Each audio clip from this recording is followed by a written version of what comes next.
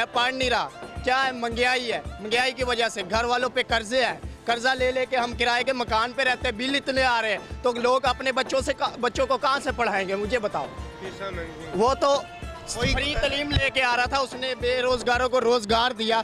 यहाँ पे फैसलाबाद में जितनी इंडस्ट्री बंद थी वो इमरान खान के दौर में चली है। कोई कार्ड दिया है, सेहत कार्ड दिया है, उस सेहत कार्ड की वजह से मेरी वालदा का भी इलाज हुआ है, मैं आपको ये बता दूं, ठीक है। उसने लंगर खाने खोले हैं, पनाहगाह खोली है, उसने इस्लामिक यूनिवर्सिटी कायम की, इन्होंने आके उसका नाम ही बदनाम करके रख दिया।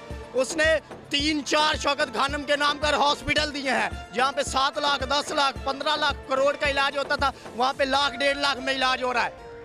कोई नून लीग का है जो इनको जवाब देगा? क्या? कोई नहीं है, नून लीग का है ही नहीं। नून लीग साहब भगोड़े हैं। कोई शेर इधर है? कोई एब्सोल्युटली नॉट चूकता है।